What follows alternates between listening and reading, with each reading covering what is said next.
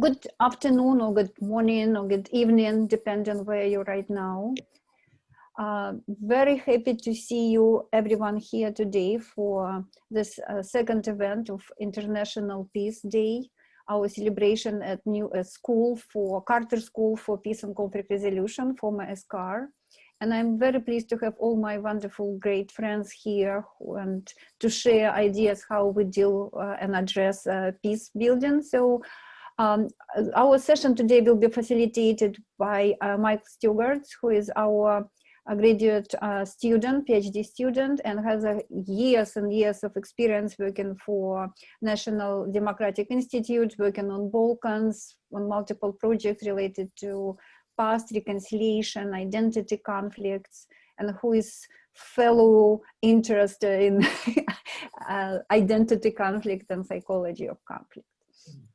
So how we will run it today, we'll ask everyone to present. Please try to be within 10-12 minutes of presentation. And after that, Mike will facilitate discussion, all questions, answers, comments from all others. So our session is to give multiple perspectives, approaches to peace and approaches to dealing with past in conflict, post-conflict societies. We bring here topics of justice, reconciliation, peaceful coexistence, and how historical narratives, memory activism, history education, historical commission, and other forms of dealing with the past can address these issues. So, and we'll start with my colleague and dear friend for many, many years, Daniel Rosbart, who is a professor at our School for Conflict Analysis, School for Peace and Conflict Resolution, Carter School for Peace and Conflict Resolution, and who philosopher on his background, but work for many years of prolific writer of multiple books and articles on conflict resolution, approaches to peace, and currently he has a very interesting project which deals with historic memory and oral history. And he will be presenting with his graduate assistant, Beltina, and who also very active in her work in approaches to conflict, and was very instrumental in helping and developing this particular project. Please.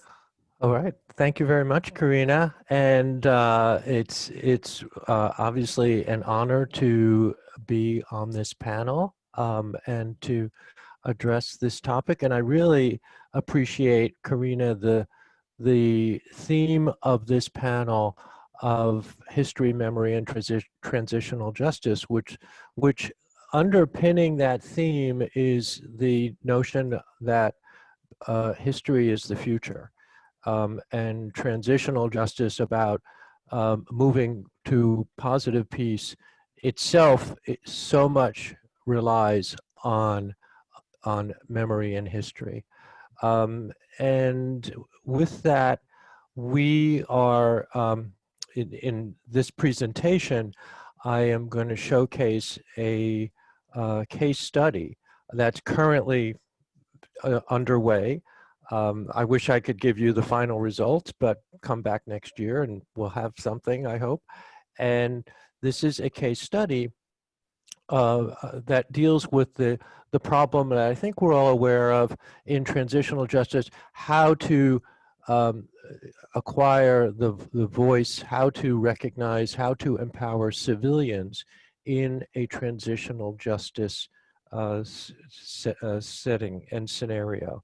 And I am very pleased to be joined by a participant of this case study, Bel Jaloshi, who is one of our outstanding doctoral students at the Carter School. And so we're going to start now, and let's see, share screen. Sorry.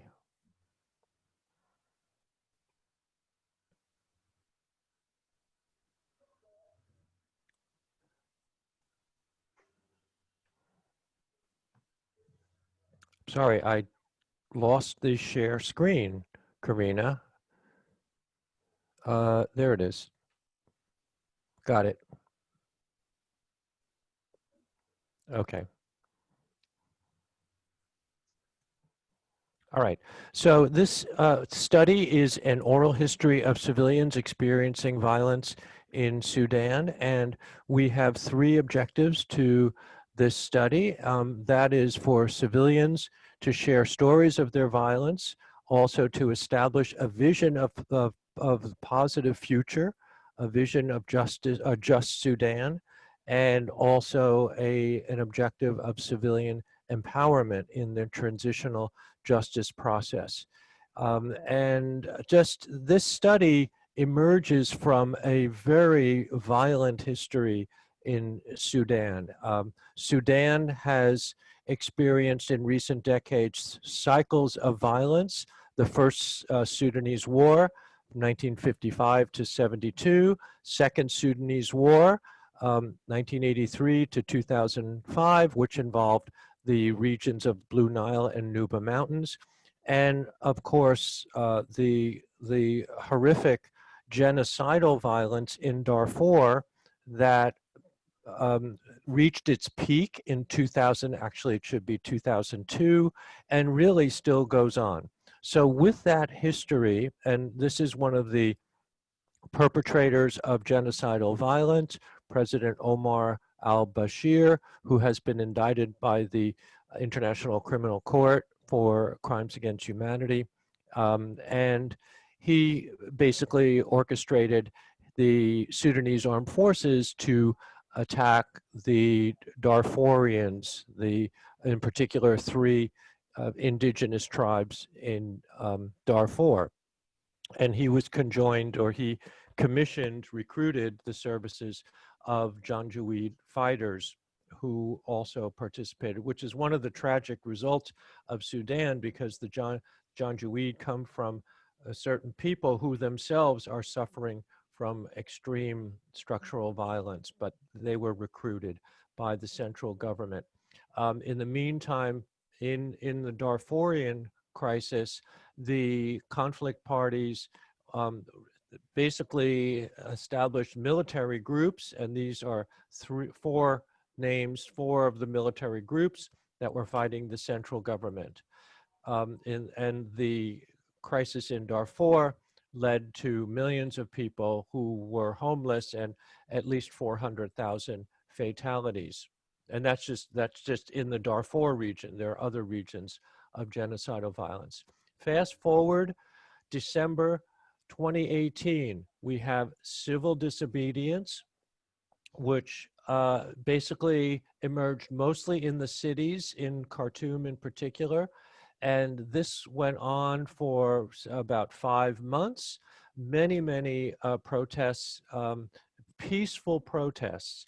This should be a model of overcoming structural violence through peaceful means.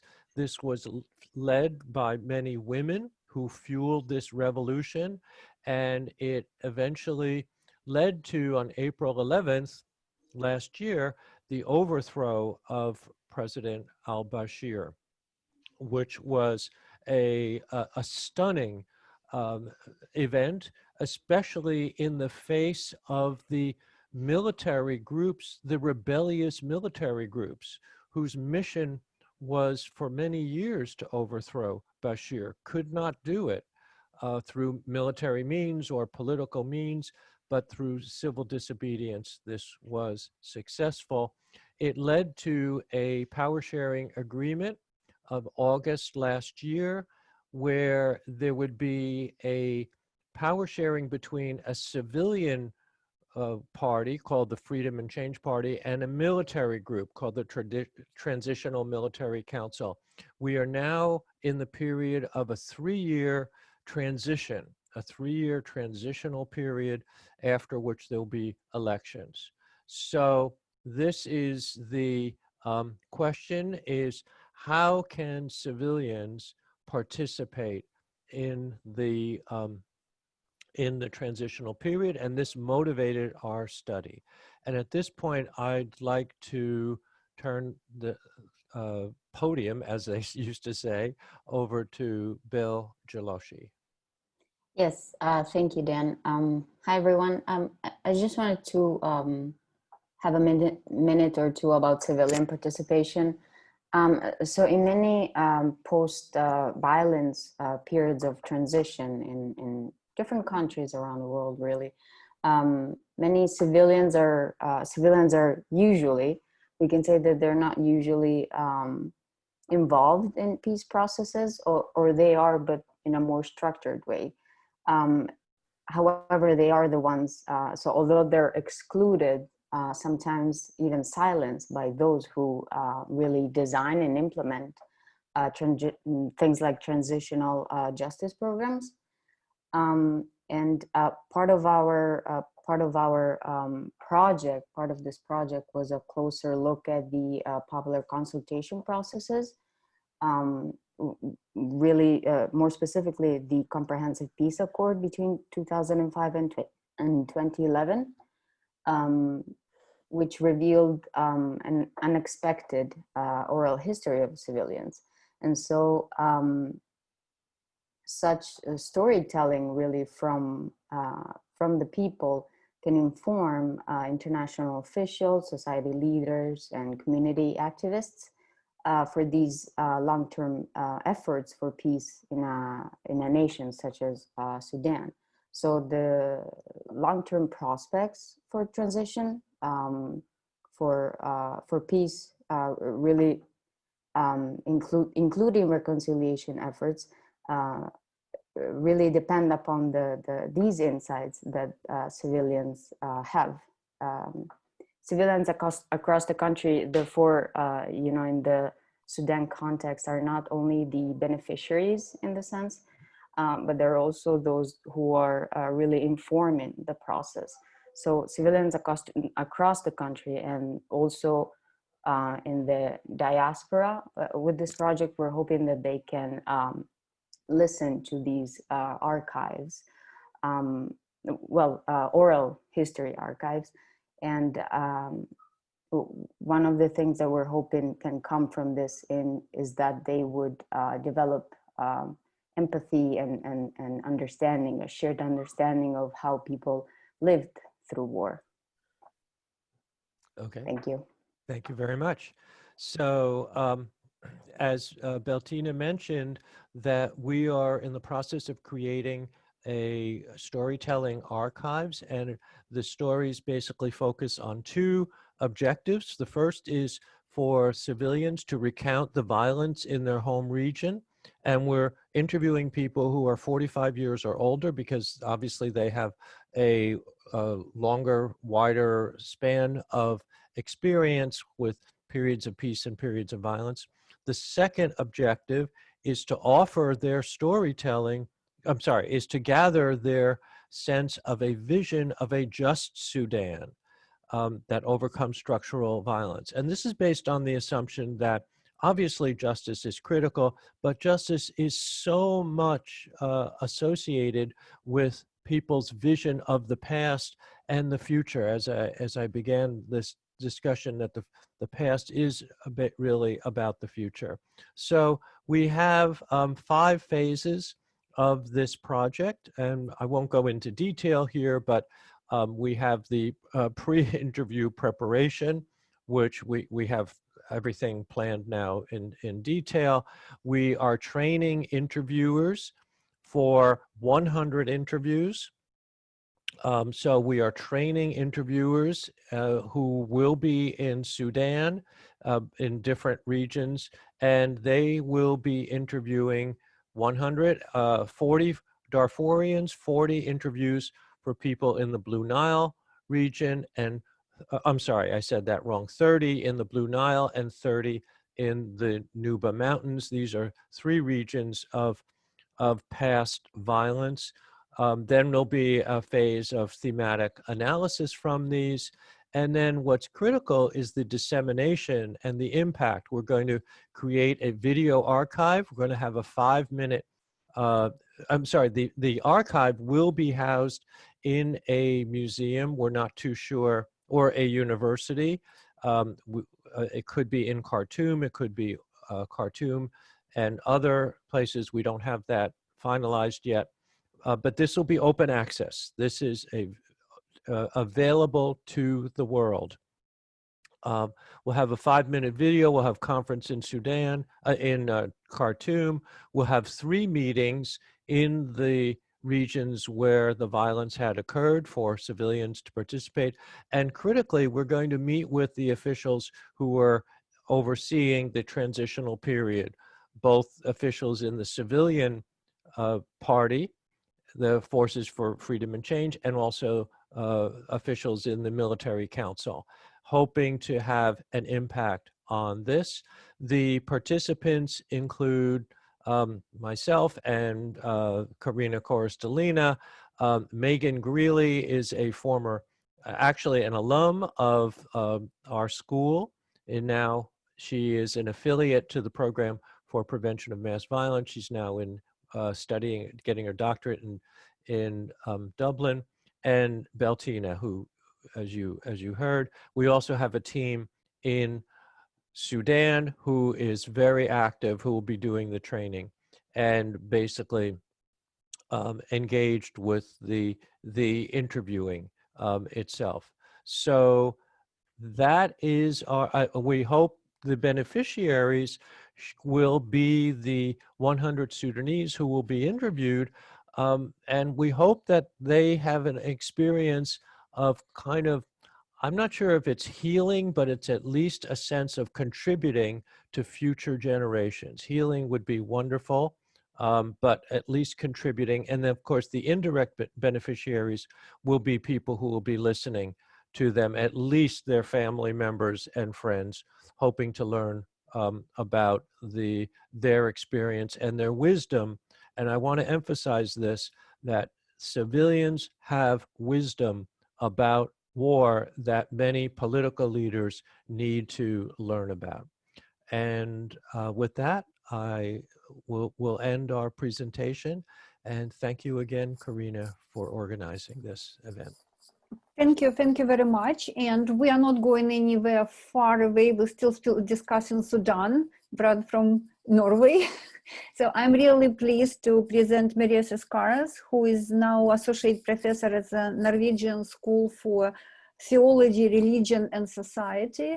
And she conducted research in South Sudan on history education in South Sudan.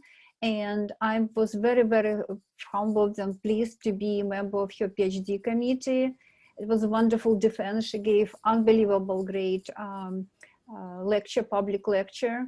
And I had developed my relative deprivation because in Norway they had reception, PhD reception with champagne and classic music to celebrate PhD student. But she is very brave woman who done a lot of research there, living in South Sudan, right in the midst of violence. And so Merete, please. Thank you very much. Thank you for inviting me and for organizing this, Karina. I will share my screen with you. And let's see, we are here. So I will present for you my research in South Sudan, which I completed about a year and a half ago. And it focused around, one of the main objectives with my research was to investigate to what extent the content and the teaching methods in history unite or further divide different ethnic groups in a secondary school classroom in South Sudan after they gained their independence in 2011. And I was very happy to see that Dan and Beltina covered a little bit of the history of Sudan. As South Sudan, when they gained their independence in 2011, they left 2 periods of civil war within the Greater Sudan, which was also presented just before me. So my research is within this context, and then I did my fieldwork in Juba and Nairus. Juba is the capital of South Sudan, and Nairus is another smaller town in the eastern part. So it's focused around the eastern and central part of South Sudan. For my research, I did video classroom observation and teacher and students interviews in secondary school. I also had informal conversations with the student and a content analysis of the curriculum, the South Sudan Certificate for Secondary Education, that was developed after, I'll just put my watch on here, after the Comprehensive Peace Agreement in 2005, South Sudan developed their own transitional curriculum within the South. So this is the one that I was still teaching according to in 2014 and 15.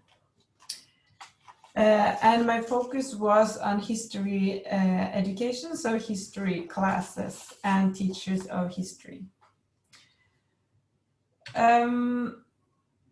So I found across all data sources, I found a clear indication of narratives that reproduce conflict. And this is the North-South conflict. So both inside and outside the classroom, I found narratives that reproduce this kind of North-South divide. And this was through teaching within the classes and with interviews with students and teachers, and also narrations in the past in the essays, because I had students write individual essays at home. And these essays, since they were not done in school, some of them also was in the character that they had to interview their community members or parents. So the goal for doing that was to have them have kind of the narratives and the stories, the oral stories you can from the older generations at home and from the different communities that the students belong to. And then, so through the teaching, I identified that they were teaching to hate the other. So you could clearly see in all these data materials that Arabs, Northerners, and the cartoon government are groups portrayed in utterly negative terms with very few nuances across all data sources. There were not one source that had something positive to say regarding these groups, overlapping groups. And I included one illustration for that, and that's the classroom observation from this teacher, where it says that the war created ill feelings, hatred, and distrust between the Sudanese and Arabs. And then he continues that ill feelings or hatred or distrust is still existing. And he used words like kill, and like the Arabs who were here in the South killed and mistreated the Sudanese. Okay, so he has this, this is a teacher, and this is what he is teaching to his students in one of the observed classes. And as we can see, he kind of connects past to the present, the way he uses this word of still hatred or distrust is still existing.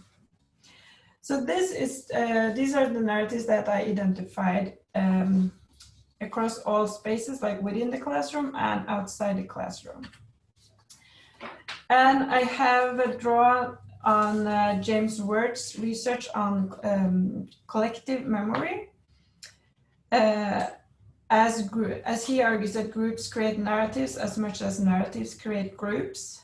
And combined, all these data sources will lead to a narrative template, which will be, in broad terms, the collective memory of many Southern Sudanese. Like the Arab came from Egypt into the Sudan, and then the Arabs killed and mistreated Southerners. The Southerners were subjected to marginalization, exploitation, mistreatment, and suffering. Therefore, the ill feelings and hatred are still there today. The common struggle for liberation led to independence, and finally, the Southerners are free.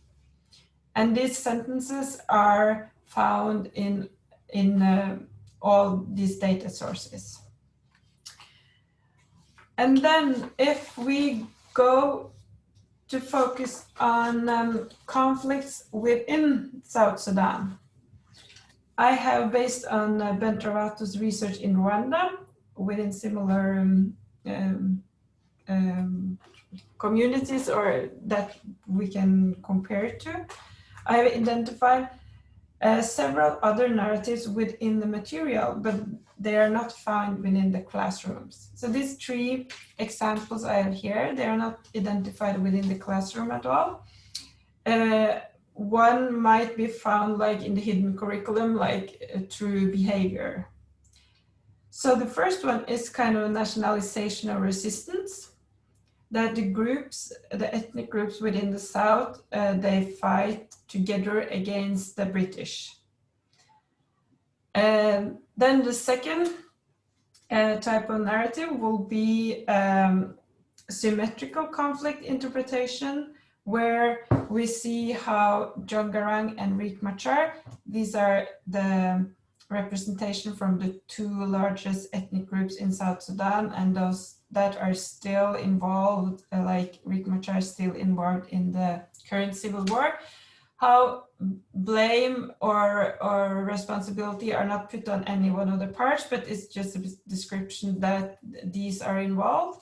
And then the third, which I think is the most alarming narrative, and the narrative that we should pay attention to, is the one that I describe as a giving polarizing attribution of group-based victimhood and blame, where it says that many civilians were killed by Riek Machar forces, cattle and properties were looted by his army tribe and their tribesmen from Nuer, and they were only targeting Dinka soldiers. So I find this also in the narratives that emerge outside the classroom, that there is this polarization between the Dinka and Nuer ethnic groups, and there are several narratives that describe this. And then based on these different spaces and different narratives, I will promote some ideas for peace building within educational aspect in South Sudan. And the first one is the facilitating of educational spaces where narratives from the classroom can get into conversation with collective memories among distinct groups and communities outside the classroom. I think that is important, as for now, the different types of collective memories are based on narratives in isolated spaces within different communities. And then teachers and educational stakeholders should open up for classroom discussions only when safe educational space has been created. So at all levels, one should acknowledge the sensitivity of topics within history. And I think for now, I can see that teachers are doing that. And maintain the diverse classroom as they are today, because the multi-ethnic classroom is a resource as well as a complex terrain. As for today, there are no segregation within the classrooms in South Sudan, so all 64 ethnic groups can be within all classrooms. And I think that's a huge benefit in order to have get these different narratives into conversation with each other. And I think that would be my conclusion for now. Thank you. Thank you very much. Dajin, I hope you don't mind if we go with Semi first, just to connect this history education and then go to your topic. So I'm very pleased to have today a very famous person with us, Semi Adwan, who actually pioneered this innovative project which called Prime. Many of you already know about. It's a project of dual narratives textbook between Palestine and Israel. It was the one of the very first common history projects in the world, and they also done a lot of work training teachers and involving teachers in the process. So, Semi, please.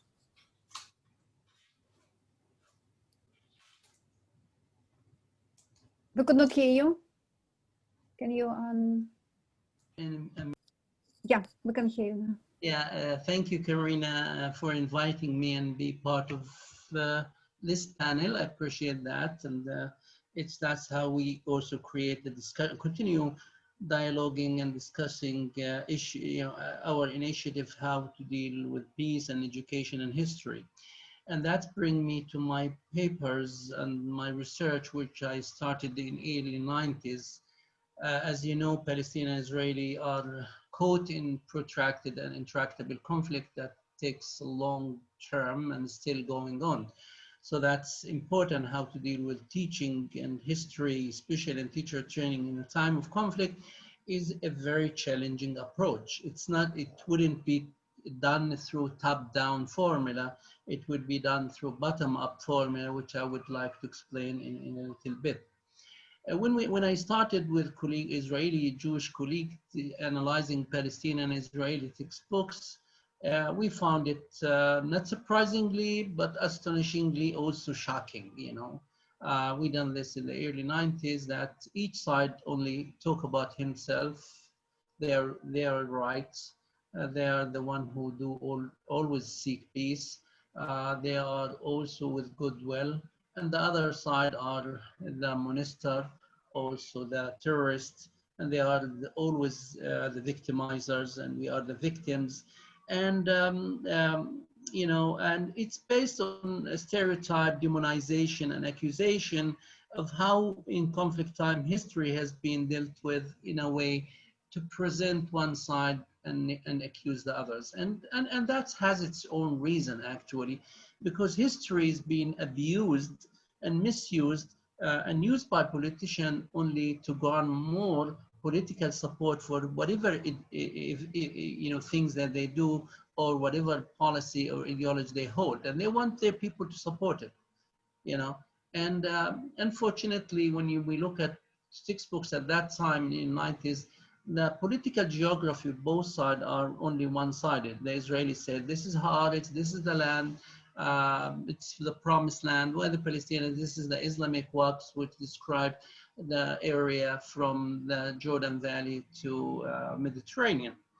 Unfortunately, the history was presented in a way of one-sided, only present the self and neglect the others. So the other is missing. The other is not there. When it's mentioned, the others is mentioned how, through their action, how bad they have done to us, and they are the one to blame. Our victims are counted, their victims are not counted. To say the least, the peaceful coexistence. Can I close the window just 1 second? There's voice coming from us. No, it's gone. The peaceful coexistence between people who are living in this area has been not mentioned, meaning that there are peaceful coexistence between Jews, Muslims, and Christians on the land, whatever you call it, it's missing, it's not there. So with that pictures, we thought that whatever the content of textbooks is not helpful to develop a coexistence or recognition or developing sympathy or empathy toward the other, because the other is not missing, the other is missing, not mentioning their culture, their religions, their traditions, their history, who they are, just something that, increase the enmity of the children. So with this in mind, we concluded that our education system is perpetuating the conflict, that be part of the solution. So that's why we continue with this research, and we continue with other research that was done in 2013 with Professor Danny Bartar from Tel Aviv University, and the finding is not different. It's not different than the one we found in early 90s. But there's slight change, which I will discuss it. So what do we do with that? In time of conflict, I think officials ministries of education only speaks from their position and from their political orientation. They want to serve their political ideas.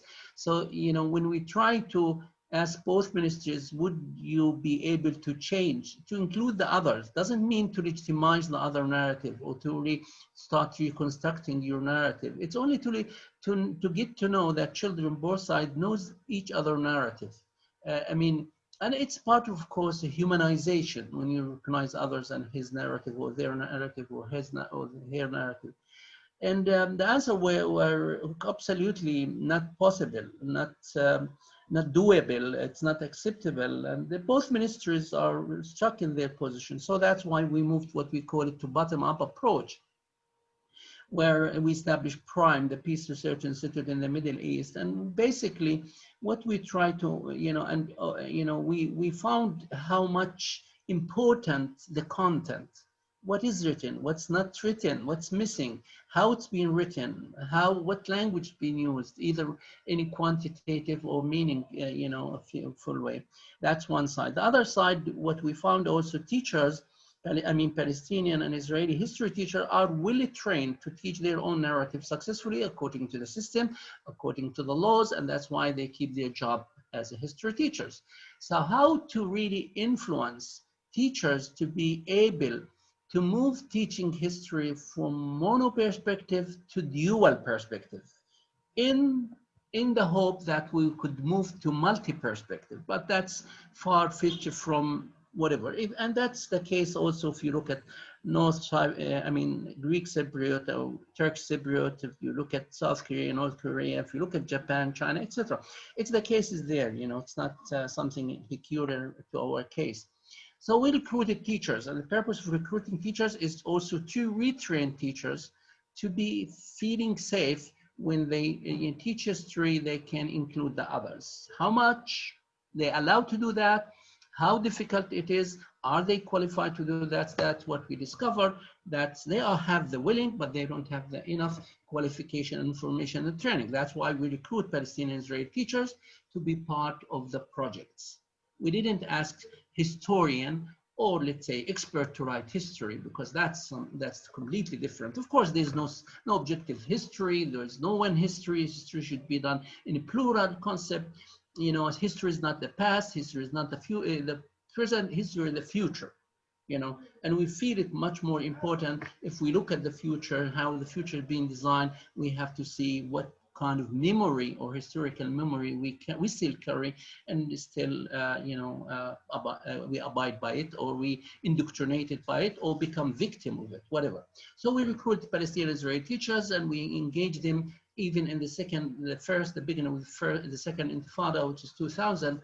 And the process is very painful, but I don't want to go into that details. But we ask them to write their narrative as they see it.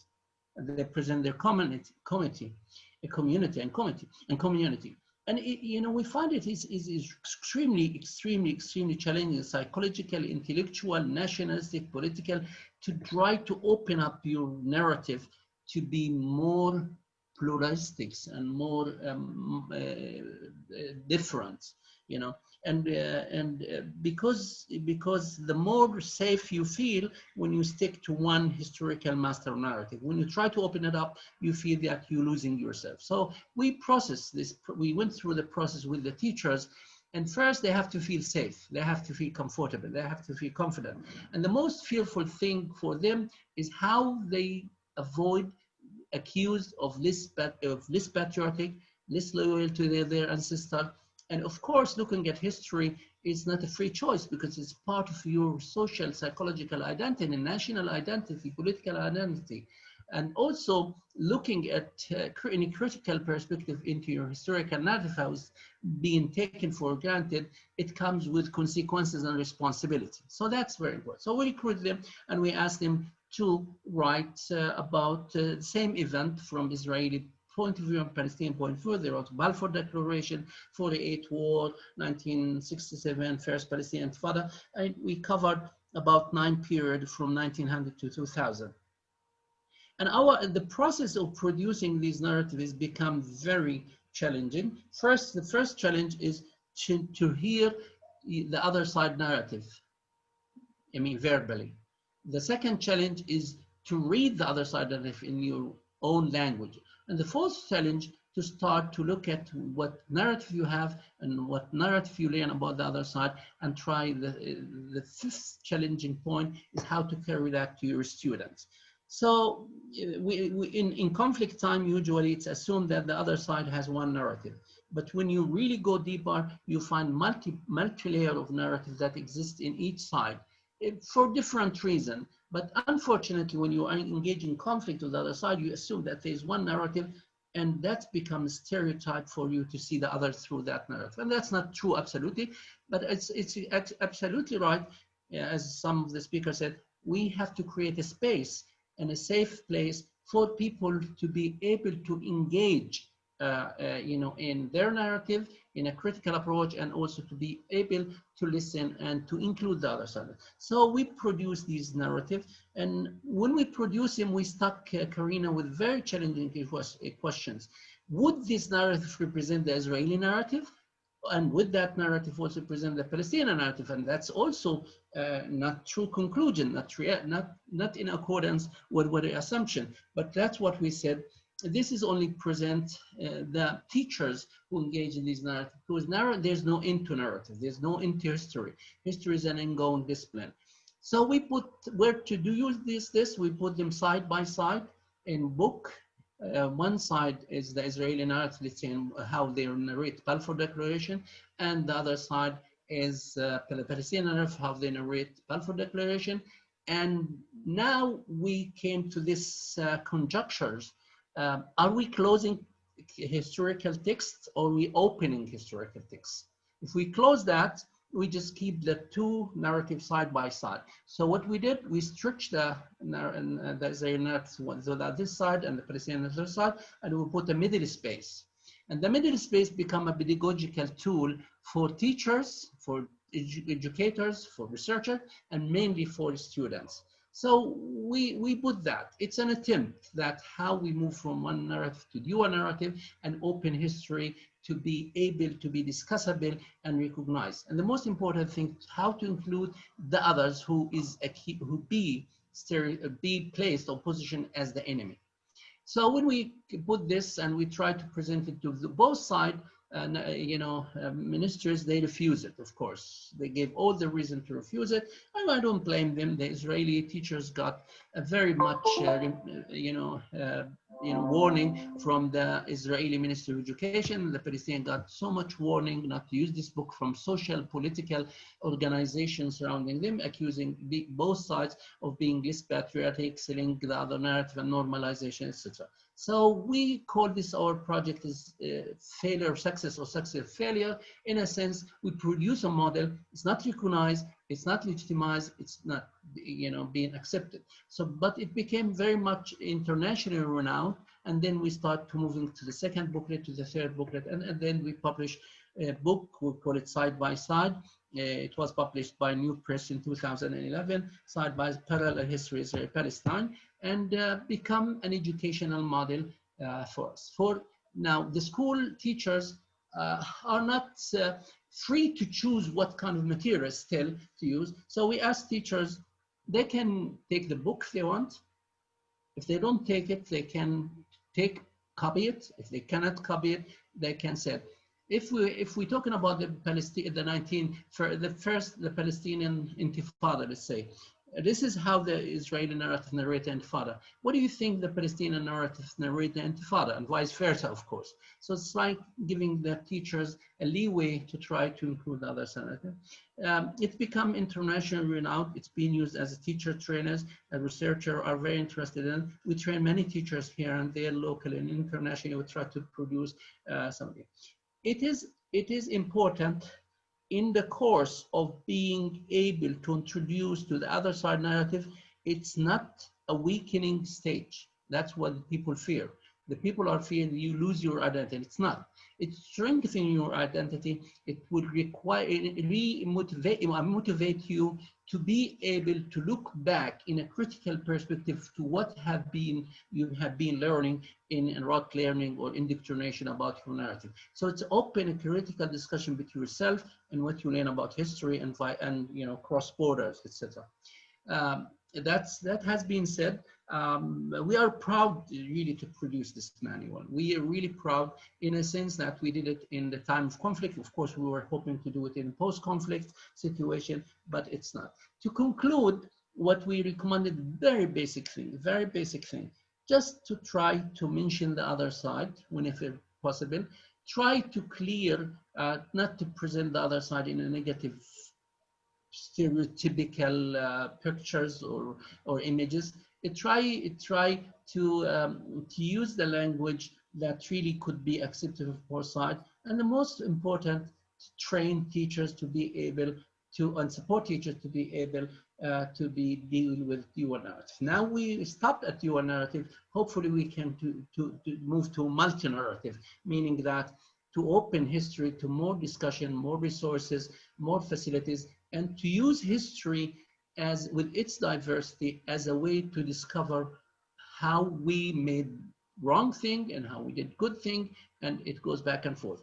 Now for peace building, we cannot look at peace education with textbooks like we are the right, they are wrong, we and they, and in a very stereotypical approach or accusation or not. We would like to look at history. Of course, there's no objective history. Look at history, try to allow people to discuss what they have learned, and to, pupils as young as they are, and to be able to discuss it, and be able also to discover more or challenge history. Challenge history is a word that in conflict time, unfortunately, all this will become almost taboos. Thank you very much. I will stop here and hopefully I get ask a question, whatever comments. Thank you very much, and thank you again, especially for our European participants to participate in late evening.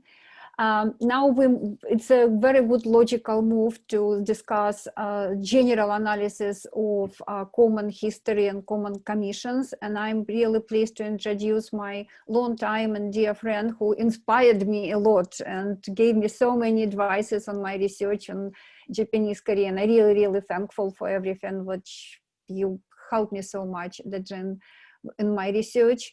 Dajin is a professor of history in George Washington University, and he author of many books and co-author and co-editor of many books. But the most important for us, for my school, is that he's very actively engaged in reconciliation. He's established the program on memory and reconciliation in Asia Pacific in his university. He also was advisor for the Committee on Nazi Crime and Imperial Japan Crime, and he was member of a Common History Project in East Asia, and he done a lot of analysis of common historical commissions. Dajin, please. Thank you, Karina. Can you all hear me? Yeah. Thank you for inviting me to join our colleagues from across the Potomac River, as well as all over the world. This is really a great opportunity also to speak after this distinguished speaker. So I'm a historian by training, but I'm also based in the School of International Affairs. So I'm interested in how history functions in international relations in particular.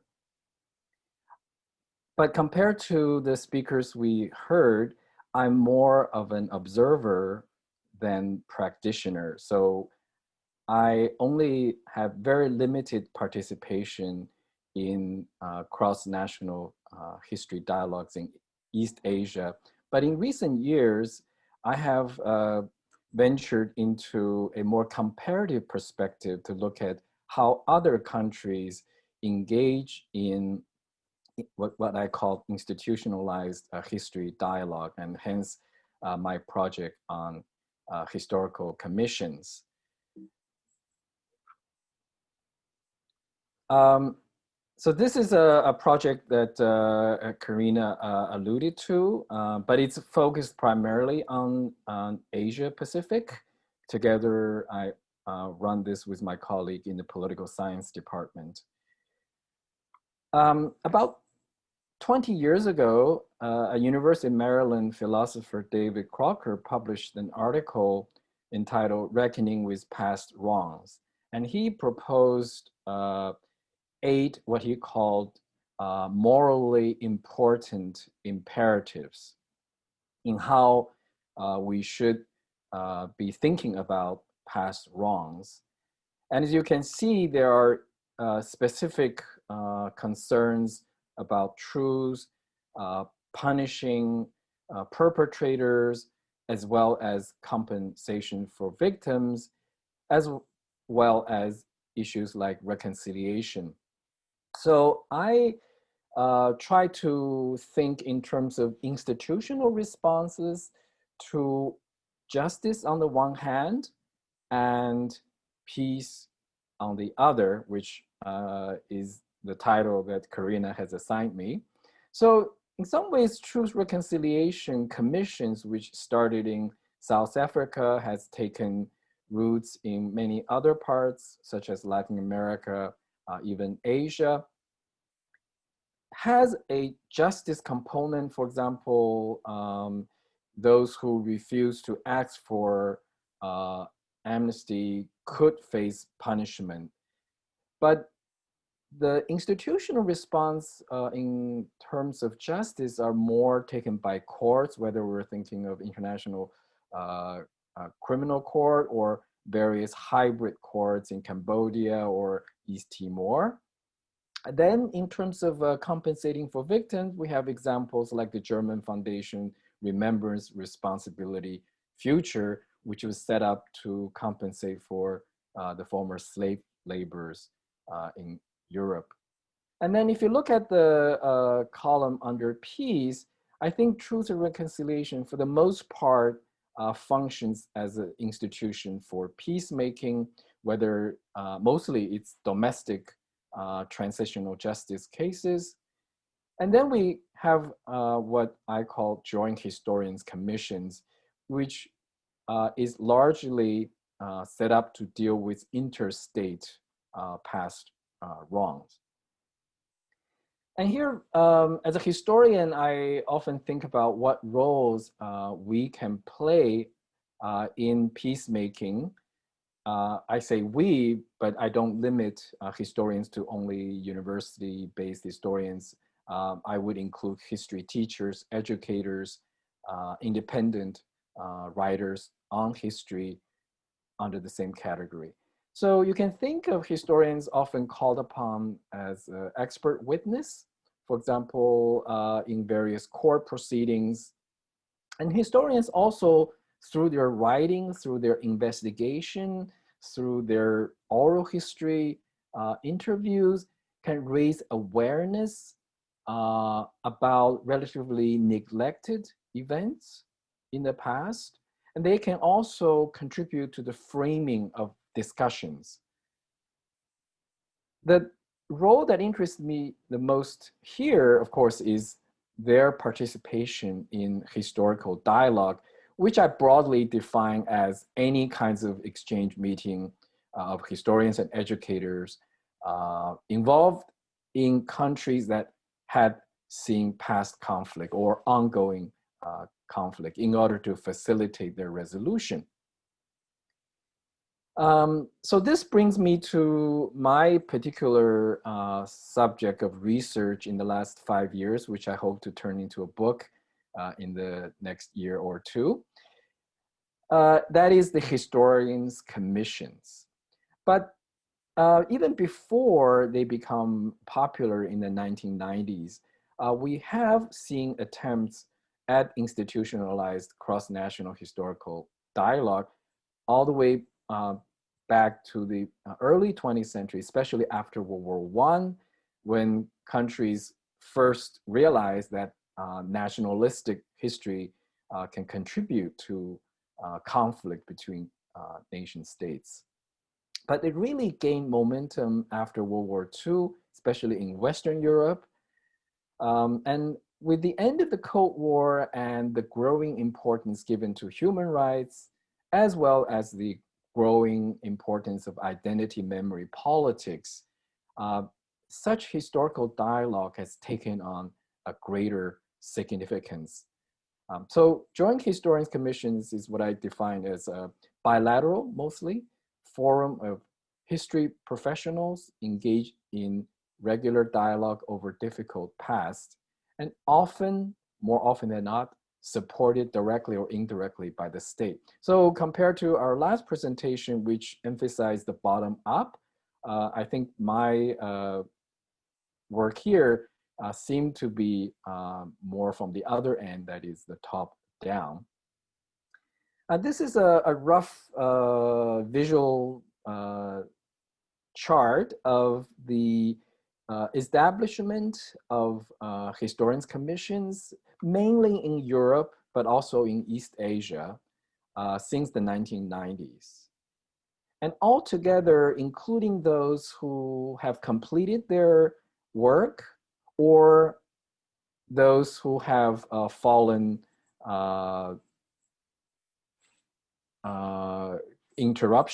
due to interruption, we can count a total between 20 to 30 history commissions. And I've included this visual representation that certain countries, you can see Russia, Czech Republic, and Germany have been involved in more history commissions than others, but Japan, Poland, Ukraine, Austria also were quite active. And in terms of the types of joint history commissions, as you can see, many were indeed initiated by the government as part of the diplomatic rapprochement. And some were set up to deal with specific issues.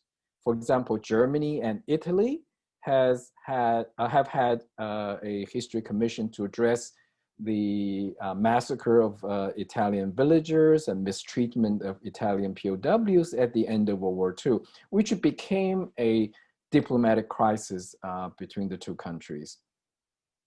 Czech Republic and Liechtenstein had their history commission mainly to deal with property issues that were, namely, property belonged to Liechtenstein royal family that were confiscated by the Czechoslovakian government after World War II. But on the other hand, you can see there are these continuing open-ended history commissions that engage with a wide range of issues from their bilateral relations. You do have commissions largely initiated by scholars, but often with the blessing of the governments involved. So in short, they embody a mutual desire to engage in formal dialogue over difficult past as equal partners. And this is quite important. From my own observation, this extends to the particular etiquette, even the seating, sometimes funding, frequency of meetings held in one country over the other, number of participants. So this equal partner in dialogue is a very important feature. But at the same time, governments as well as historians also use such commissions to advance goals of trust building on the one hand, which is very much important for peacemaking, but also as a subtle way of soft power, of suasion and influence. So based on my assessment of about a dozen or so history commissions based on interviews, analysis of their publications, here are some of their accomplishments. It varies from commission to commission, but it seemed to be common. And it echoes some what we heard in the previous discussion, namely such a regular dialogue does lead to better understanding of the differences, or sometimes a better understanding of the other side. It can also produce critical self-reflection of one's own narratives that has been around and taken for granted. The shared documents and expanding access to archives, of course, can benefit historical research and enable a greater critical analysis. And in some cases, they do produce a conversion or even consensus in some limited areas. And so we do have cases where jointly written school books, for example, between Poland and Germany, that are being introduced to their educational system, although this is rather exception than the rule. And they also can build epistemic communities across borders and generations. A number of such long-running commissions have introduced a special forum for young historians, graduate students to meet on a regular basis. And in the best case, they can influence public debate via joint intervention of experts. One example is a few years ago, Germany agreed to set up a documentation center and a museum of German expellees who were driven out of Eastern Europe. And this is often a divisive issue. And we have a joint intervention in the form of an open letter issued by historians involving German, Czech, Polish joint history commissions on what a balanced presentation should be included in such a future museum. Now, there are many limitations and very justified criticisms. Oftentimes, these commissions focus on narrowly diplomatic, military history, and many of them have a predominantly male membership. In some cases, they seem to rush to produce a compromise, a diplomatic, accomplishment, so to speak, at the expense of the academic quality. And in countries, especially in authoritarian nationalist countries, state interference is always a danger. And the impact of small groups of historians meeting regularly, how much they can really influence the public is uncertain, to say the least.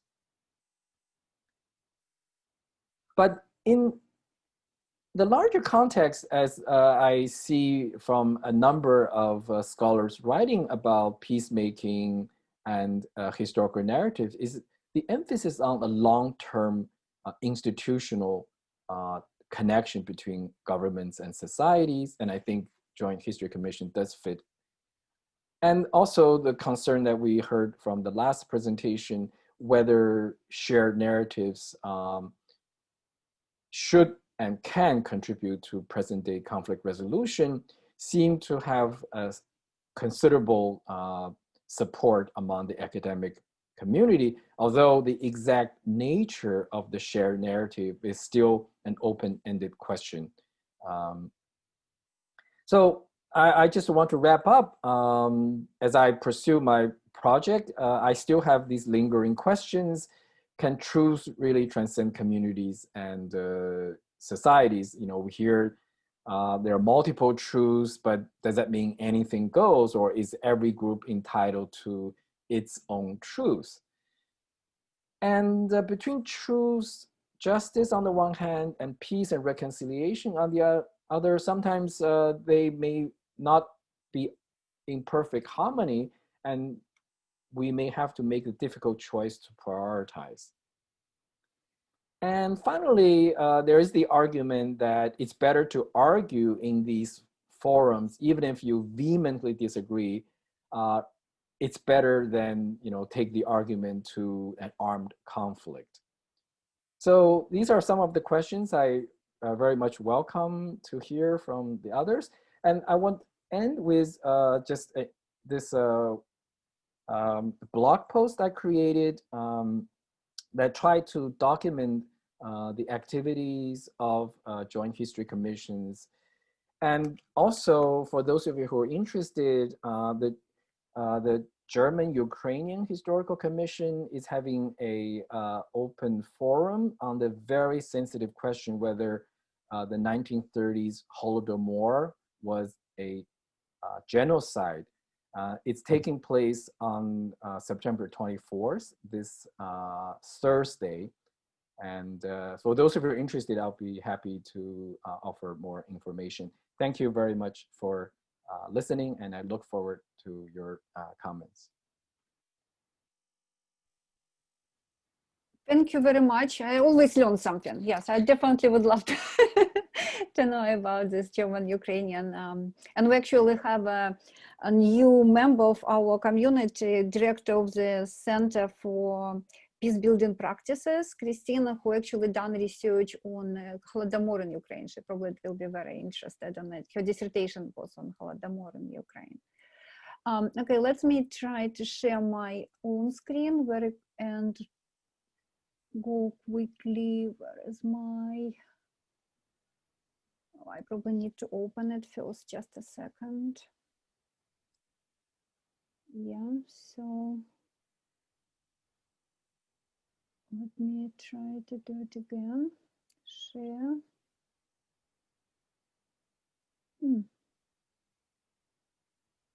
Okay, see it here. Okay.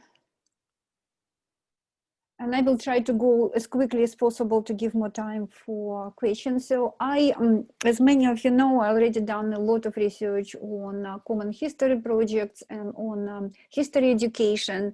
And recently, because of the current events, I become very interested in the role of memory sites, which is also part of history education in general, and how I can apply ideas. So when we speak about history, memory, and conflict, we see that there are a lot of interconnections, how collective memory, official historical narratives, memory sites, museums, and history education, they all contribute to conflict dynamic or conflict resolution.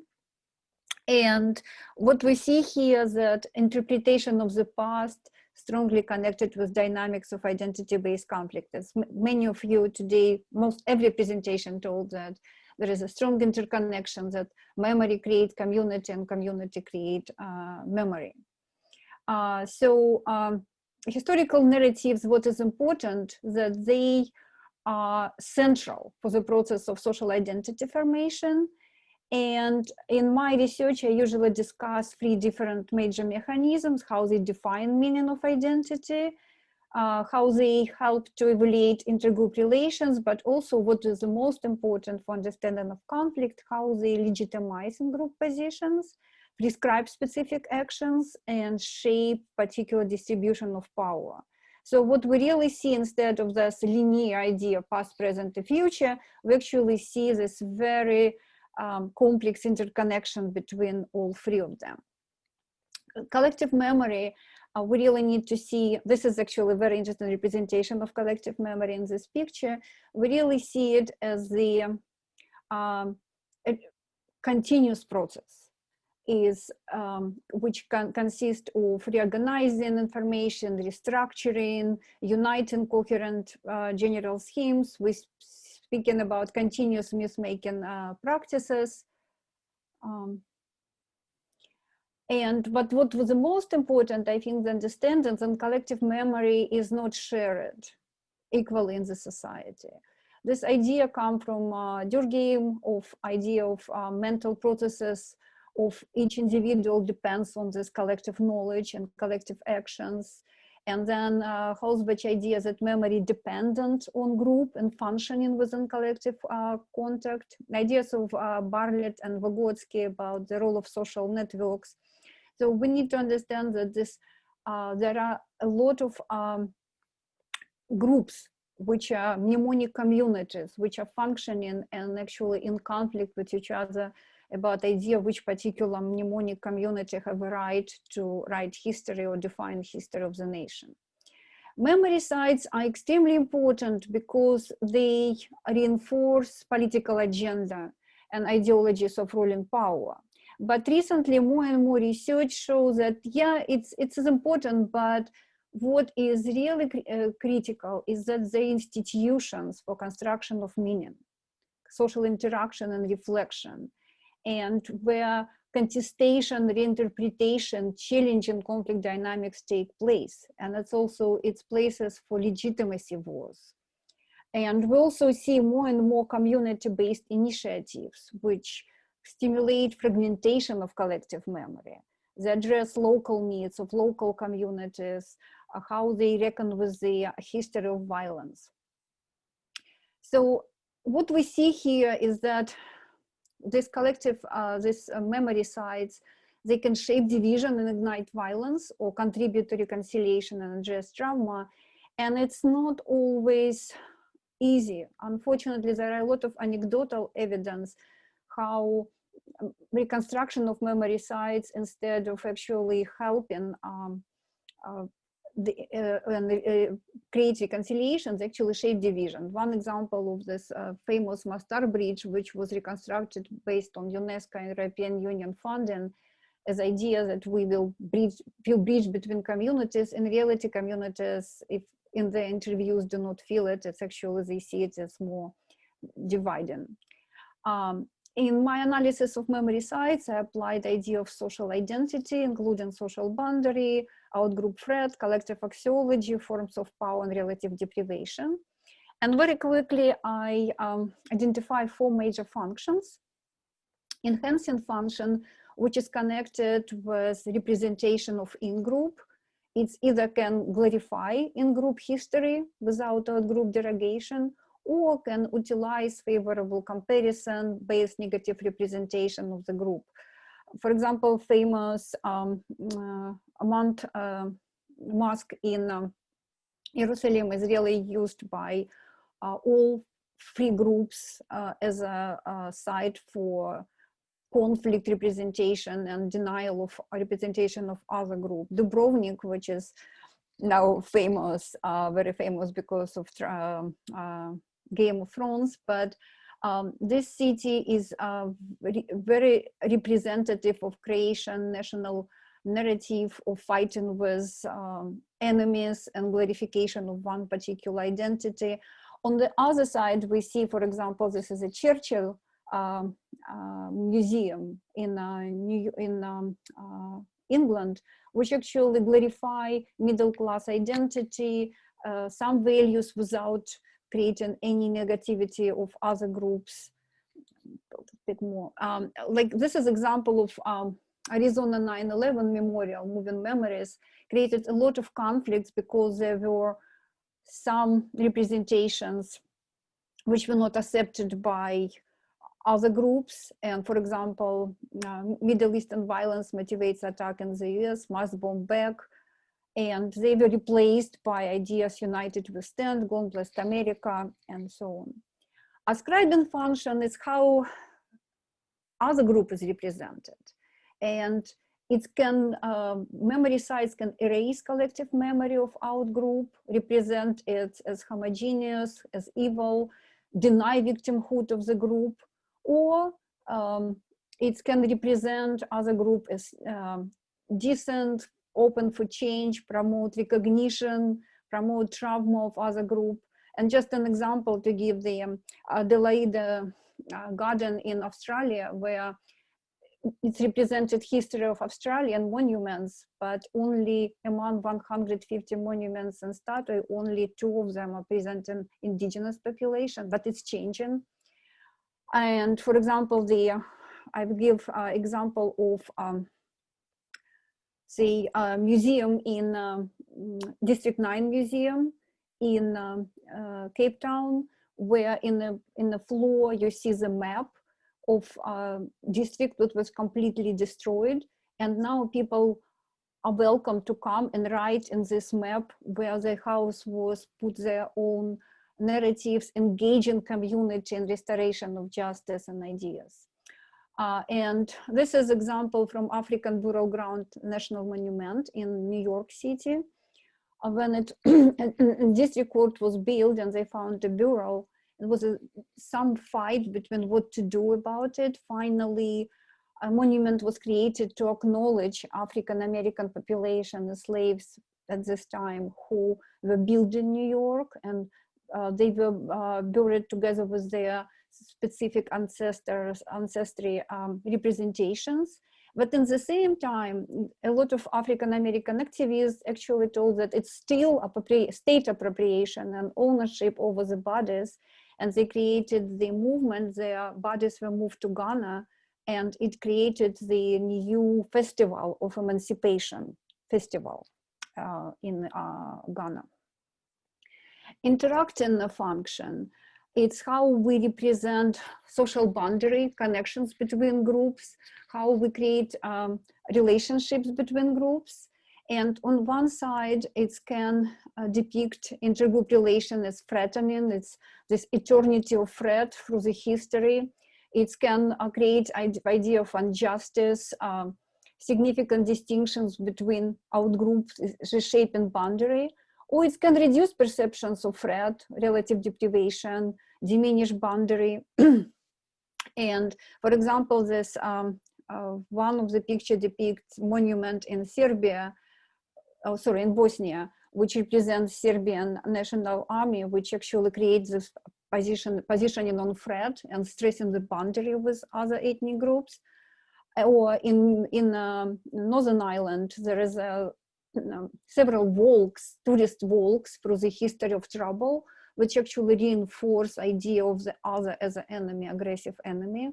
But for example, what we see here in Greece, among all history of the Greece, specifically ancient Greek history was elevated, and Acropolis, which we see now completely empty, was full of all historical artifacts from all over the years, but only this one was preserved to show this connection, strong connection between Greece and Europe, and stress differences with Asia. And final function, legitimizing function, it's idea which from one side support hegemonic order, power over others, marginalization, or it can actually endorse decolonization, emancipation, empowerment, promote alternative collective memories. And we see a lot of examples where, for example, in Poland, the idea of trauma of Catholic is perceived as a threatened by traumatic experience of Holocaust. So there is a prevalence of representation of Catholic traumatization instead of Holocaust. And what can we do? Again, I'm rushing quickly. What can we do? One way is agonistic remembering, which is reflexive dialogic, taking consideration past context, agencies and emotions. Multi-perspectivity, which acknowledge multiple narratives and beliefs about the truth. But at the same time, we need to understand in very asymmetric conflicts where marginalized population, truth is on one side of oppressed, is on the side of oppressed. So it's oppressed who knows the truth well and better. Another approach is dissonant heritage, which actually allowed for dynamic pluralistic understanding of the past, which gives space for different memories. And there is another very interesting concept, radical discontinuity, because we, in many historic narratives, speak about illusion of continuity. And this radical discontinuity give opportunity to break with ethnocentrism, social hierarchies, and create new ideas of history, which can go sometimes up and down, not always in one particular direction. Okay, I will stop here. I will not present specific examples, so to have more time for questions. Thank you, and Mike, it's all yours. All right, thanks to all the panelists for these great presentations. So we have about 11 minutes left before the end of the session, so we'd love to take some questions and hopefully panelists can provide some answers. So if anyone would like to ask a question, please just either use the raise hand function on Zoom or send a message, and I can unmute you and then you can ask your question. Or if you'd prefer not to present the question yourself, you can put it in the chat and then I will read it. So does anyone have any questions?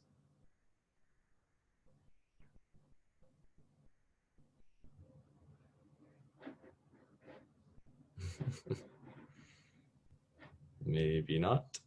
I can ask something. Yeah. Sure. Actually, maybe two questions. One was on, will we be able to have access to the slides of all presenters, or? Yes, it's all recorded, and I will send the slides. I mean, Okay. but we also can, if you want slides, we can share slides probably, yeah. Okay. And then my question was with Dr. Young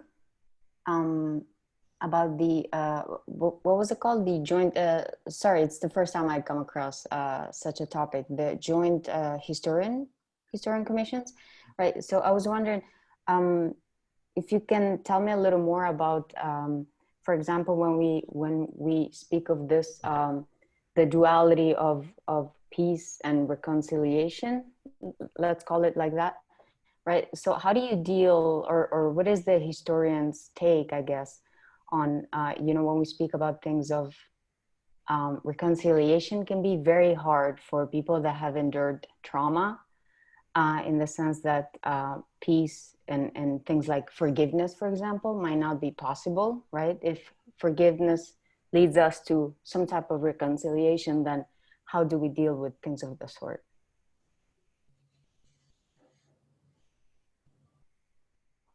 Would you like to collect a few questions, or should I jump in? Well, we do have, we have one other question here, actually for, maybe we can take these two and then have others respond. So we have a question here for, about the Sudan project. I think this is directed towards Beltina and Professor Rothbard, but from Julianne, we have the question for the Sudan project: how were the interviewees selected and how were the questions for the interviewees developed? So maybe that, first, Professor Young, you can answer your question, and then the others can respond to the question about Sudan. Sure. Well, actually, regarding the name, not all these joint history commissions are named as such. Sometimes they're named on, you know, such as Commission on Culture, Education, History, or other things. But I use this term to describe their sort of common function.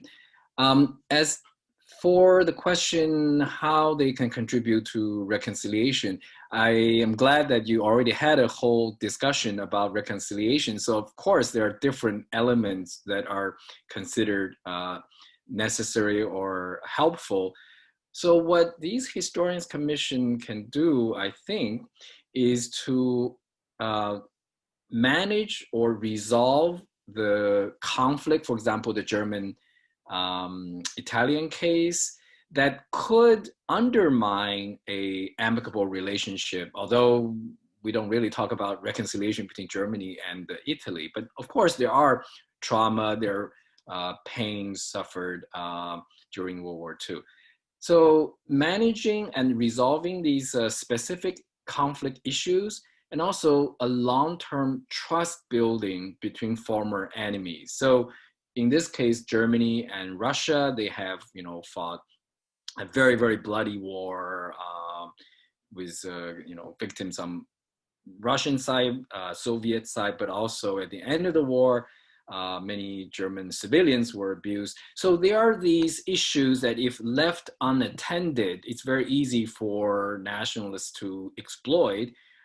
So in this case, having an ongoing historians commission help gradually, step by step, sharing documents, publishing parallel histories or shared narratives can at least create a basis for the future generation to have a more reconciled. But that's just some of the immediate sort of functions I can think of. Thank you. And then so we have the questions on Sudan. I don't know if Professor Right. Rothbard or Beltine want to address. Right. Regarding selection of the interviewees, we have in our design plan, we're established they have to be 45 years old. They have to have lived in one of the three regions that we're studying that I mentioned, Darfur, Nuba Mountains, or Blue Nile. And the only representative factor is equal male and female. We will have the interviewers the interviewers themselves are very familiar with the community that they're seeking interviews. This will not be a perfectly representative sample. Interviewers will seek out people who are willing to participate, maybe somewhat randomly go through markets and public areas and request interviewings. It request their participation. So that's it. I don't know, Beltina, do you want to add or correct anything about that? No, not to correct. I mean, just tagging along to what you just said. There's just we just try to be as representative as possible, but of course it isn't perfect, if there's such a thing. Just representative of the regions, the three regions, and also we have within the it was the government. So in the Blue Nile area, for example, we have 15 from the government-controlled region and 15 others from the rebel-controlled region, right? So that's an example of how we try to balance that out. Yeah. Right. Great. Thank you both. So we've got a few, looks like we have 4 hands up. I think Dr. Skaras and Christina were first. So maybe we can take your 2 questions and then we can take the other 2 after the first 2 are answered. Dr. Skaras, do you want to, I think, oh, you can unmute yourself. Okay, my question will be, oh, should I answer or should I ask my question? You can do either. You can do either. Oh, okay. So I'll ask my question for Sami Advan about the Prime project, because I read about this very interesting project. Came across it several times, and it seemed like you're explaining that it's a illustrating model that now it's going beyond national borders and out internationally. And also I learned there are several good models like the silent conversations approach to history teaching that I read from South Africa, and this Prime project with the dual history textbook. And my concern is that it seems to be like isolated projects, and state governments don't want to take them on. So my question then is how can we ensure or promote that they're actually being implemented somewhere in practice where they are needed, these approaches? All right. And we also have a question from Christina. I'm unmuting you here. Okay, thank you. Hi, everyone. This is Christina from North Macedonia, and I have a question addressed to Dr. Young. So, Dr. Young, in relation to your presentation, of what I have had the chance to see, there was a picture at the end of the slides with Bulgarian and Macedonian historians who have attended the first meeting of historical dialogues. So my question would be, what is the best approach when it comes to, because for instance, Bulgaria and Macedonia are in some sort of a non-violent conflict related to the language and historical barriers that might certainly lead to non-violent conflict with conflict dynamics of institutional and systematic manners. What would be the best approach to address this kind of non-violent conflict dynamics issues? Thank you. All right. Maybe Dr. Adwan, you can respond to Dr. Skaras's question, and then Dr. Young, you can go next. And then we'll make sure that, and Dr. Young, you can at the end, you can also ask your question. I think you had your hand up as well. And then we'll go to you, Ira.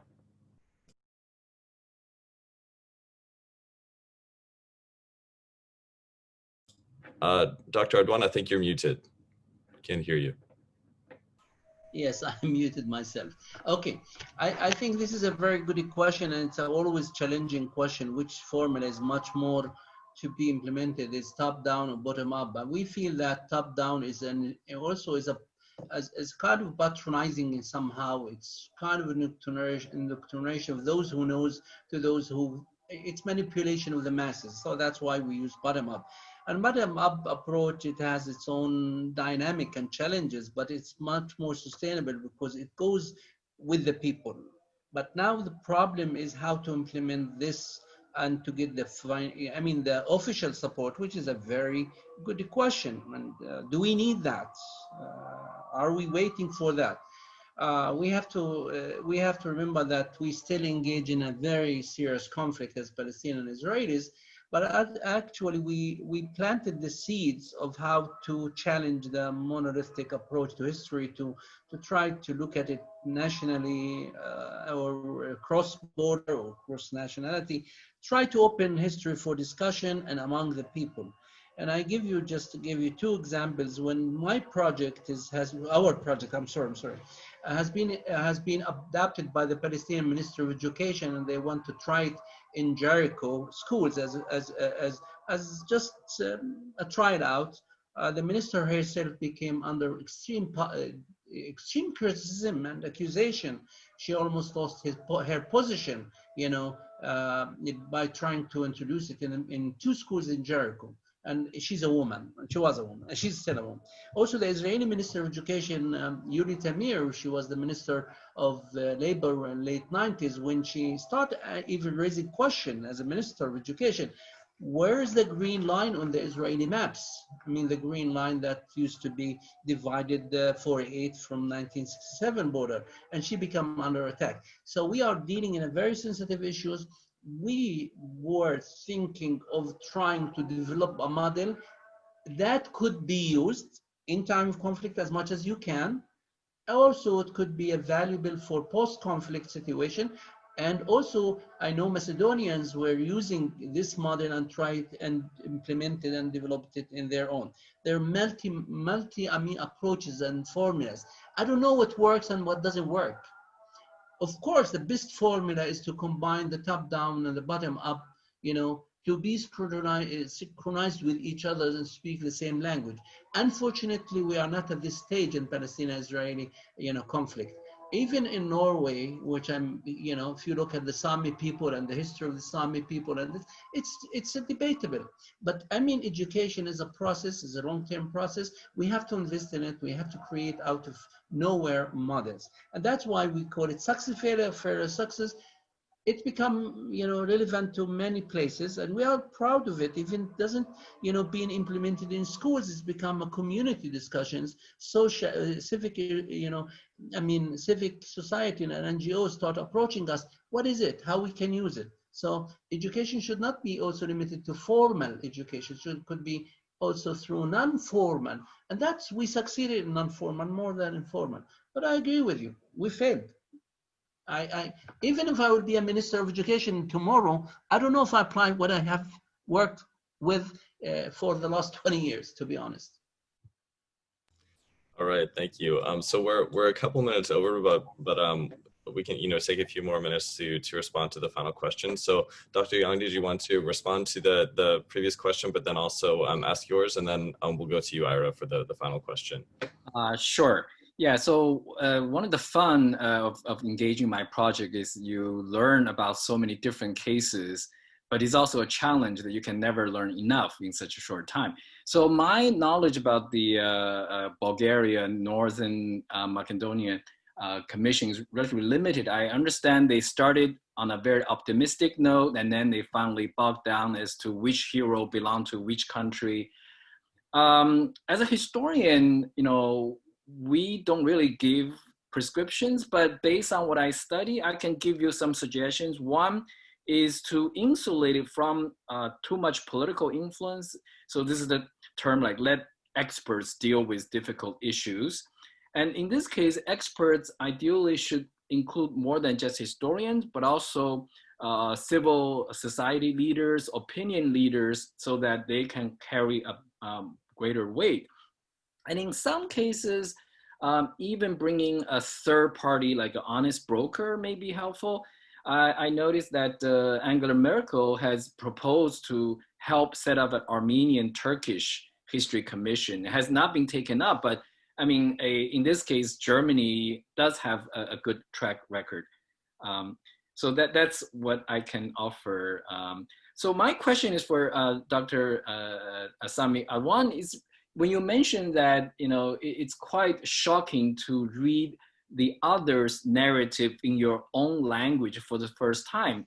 I was really struck by this because it reminded me when, say, Korean, Japanese, Chinese translated each other's textbooks in an effort to promote greater understanding, but there is huge backlash in the society because this is how, you know, they demonize us. So the question is how to move beyond this kind of visceral, you know, backlash, especially, you know, used by nationalists in all societies to prolong this kind of conflict.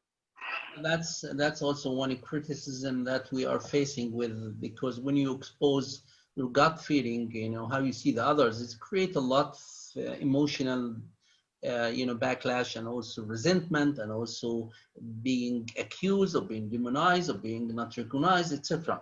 But we were at this conjuncture also when we said, can we jam history? Can we present the history that could be capsulized and swallowed? Is that approach? Or should we bring your inside out first, and it would be as shocking as it could be, it would be a way to the others how to feel, and, you know, and then to come back. And that should not be taken into a momentum, short momentum, should be taken a long term. So you have to take it in a long term. You have to give it a course. You cannot avoid emotion. You can't avoid resentment. You can't avoid anger. You can't avoid, you know, being demonized. But that's a process. So you move. When we worked 13, for 13 seminars, at one seminars they said, now I could recognize why you feel this way. Now I feel your pain. It's a process. You have to, to go back and reflect in yourself, discuss it in a mature way, afraid of being, of course, accused of taking responsibility first and being accused, you know, but at the same time, the comfort zone that has been created is important. But that's still between the teachers. When we go into the classroom, we find it very shocking too. And, oh, this is how they think about us, why there's no way to meet with them. That's 1/3 of our question going to the actual research. 1/3 of the question, students said, oh, this is something very interesting how they think. Maybe we'd like to elaborate more and discuss more, to go beyond, you know, and to contextualize the narrative. And that's important, because if you want to describe the refugees dilemma to the Israeli, maybe they don't understand it for the first time. As in the same way, when you try to explain the settlements in the West Bank, which are illegal, to the Palestinian, they wouldn't understand it. You have to contextualize it, how it's being related to some sort of assumption of historical approach, you know, to emphasize. And when we think about also, you know, some of them, which is almost 1/3, said, oh, this is what they think, this is what we think, let's go on. But actually, there's a good question when we try to ask ask how, if the pupils or the students or the children engage into discussion with their parents. And we found we got a good, interesting, you know, background. Said, oh, you taught us we didn't commit crimes or massacres. Now we learn that there's a crime here and there. So the engagement of taking part of the narrative, the other side, into the family and start discussing each other. But that's not true. We hear there's crime here, there's a massacre here, you know, etc., etc. So it's engaging and expanding to that. We failed to engage community from both sides because of political situation. In the second Intifada, the Al-Aqsa Intifada started in 2000, so we were unable to engage also more community. But it's quite creating discussion back and forth between children and family, and coming back to the school. I asked my parents, I told them, you are part of this massacre, or what, you are victim of that. So how do you respond to that? I don't think we are ideal in this, but at the same time, this is kind of very, grounded experience that we went through, very frustrating, very painful, It's not moving forward every time, even among the teachers who are going back and forth. And sometimes it's like working on a minefield or working in an eggs. You don't know when this will be exploded. It's a process. You have to also to think about those generations who were embedded in this kind of conflict where their social identity, national identity has been defined in relation to the others, to find themselves facing the others. So how they would redefine themselves, in what way? So. All right, thank you so much. And for our last question here, we'll go to you, Ira. I'm unmuting you now. All right, thank you so much. I just have a question for any of the panel that would like to answer. It's on the topic of reparations. I still have a growing opinion of reparations. But one question I did have that I'd like to get your idea on is, the more we look at history, the more we realize that almost every group, whether it's a nation or a minority, ethnic minority or religious minority or whatever group it may be, it seems that everyone could make the claim to reparations from some previous offender, going clear back through history. There's always some group of people that has offended or caused an atrocity towards another group. And so my question is as tackling reparations, what is a good way to go about that? Where's the line of drawing, who we're going to give reparations to and who we wouldn't consider giving them to, or who we would? Or is it just a bad idea altogether and maybe focus on reconciliation instead of reparations? Yeah, it's a big question. Do any of the panelists have a response for that?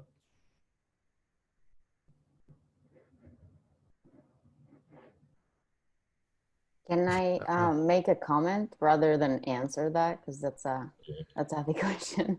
I don't know. I mean, I'm not that familiar with reparations, but based on the bit that I know in the field, I mean, I could see the project that I'm part of with Dan, some sort of reparation, because if reparation in Sudan, right? If we're providing people, right? If we're not talking about financial reparations, right?